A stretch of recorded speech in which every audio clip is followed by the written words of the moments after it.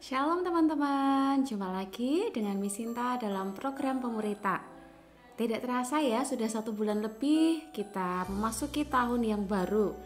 Nah, pastinya teman-teman antusias ya dalam menjalani hari-hari di tahun yang baru ini. Kita tidak tahu ke depannya nanti akan seperti apa. Banyak orang yang bilang mungkin bahwa tahun ini adalah tahun yang sulit. Tetapi kita sebagai anak-anak Tuhan, kita harus yakin dan percaya bahwa penyertaan Tuhan ada bersama dengan kita dan memberikan kita kemenangan. Kita mau belajar dari bangsa Israel, di mana Tuhan sudah menjanjikan suatu tanah perjanjian, negeri yang berlimpah susu dan madunya. Tuhan membawa bangsa Israel keluar dari negeri Mesir menuju ke negeri yang sudah Tuhan janjikan. Dalam perjalanannya, bangsa Israel mengalami banyak sekali tantangan, cobaan, kesulitan, dan membuat bangsa Israel ini mengeluh dan bersungut-sungut. Bangsa Israel harus melalui perjalanan yang lama dan penuh dengan kesulitan. Mereka ketakutan dan mereka mau menyerah. Padahal Tuhan sudah berjanji bahwa Tuhan akan selalu menyertai mereka. Tuhan selalu berjalan bersama bangsa Israel dan akan selalu menyertai mereka, menyediakan segala sesuatu yang mereka butuhkan, memberikan kemenangan-kemenangan dalam mengalahkan setiap musuh yang menghadang mereka. Tuhan tetap menyertai mereka sampai mereka masuk ke dalam tanah perjanjian, negeri yang sudah Tuhan janjikan kepada bangsa Israel. Terkadang kita sebagai anak-anak Tuhan, kita juga suka mengeluh, kita maunya yang enak-enak saja.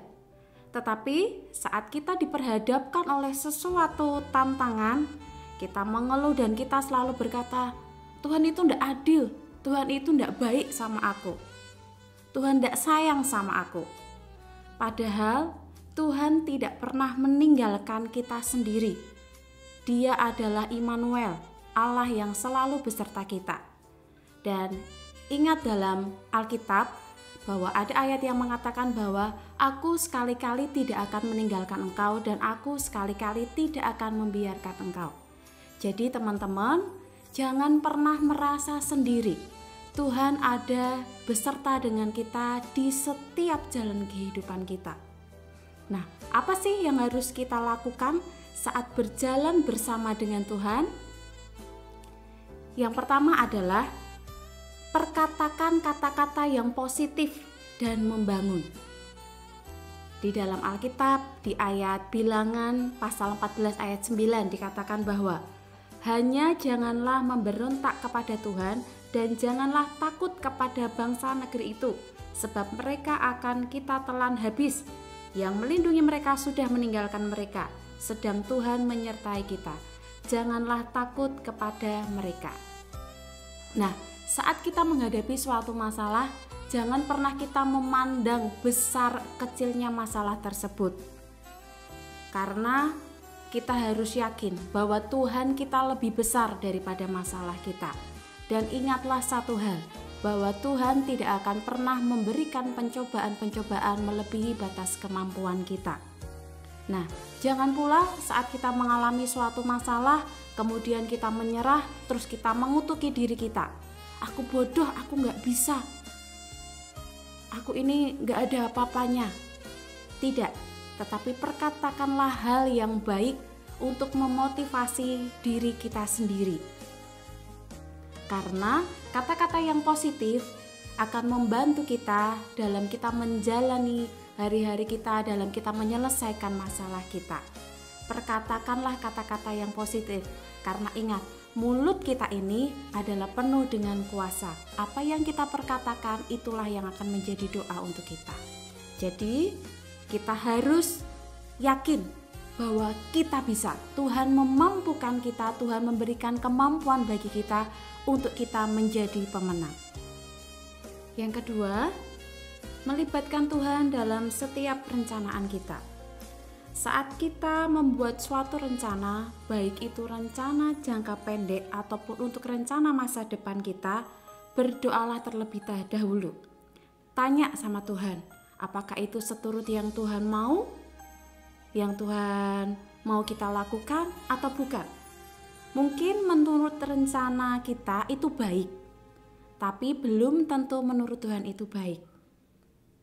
Nah, apabila rencana yang sudah kita buat tidak sejalan atau tidak berjalan sesuai dengan apa yang kita inginkan, jangan pernah kita merasa kecewa, jangan pernah kita putus asa, terus jangan juga kita marah sama Tuhan.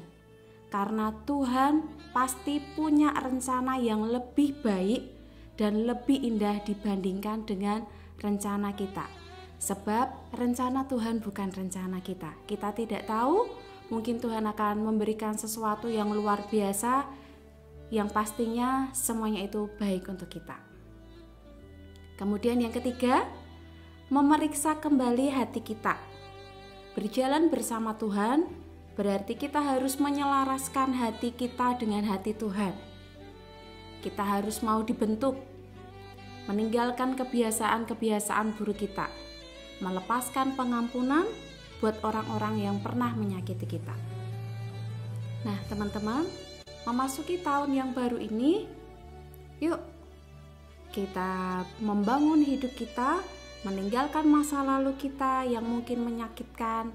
Kita mungkin mengalami suatu kegagalan, kita jatuh ke dalam dosa, tetapi percayalah satu hal, bahwa Tuhan Yesus sangat mengasihi kita. Tuhan mau kita kembali kepadanya dan menggenapi rencananya dalam hidup setiap kita. Rencana Tuhan dalam hidup kita adalah yang terbaik. Tetap kuat dan andalkan Tuhan dalam setiap pergumulan kalian. Dia Tuhan yang selalu berjalan bersama kita, baik saat kita di gunung maupun saat kita melewati lembah yang kelam sekalipun. Tetap semangat teman-teman, Tuhan Yesus memberkati.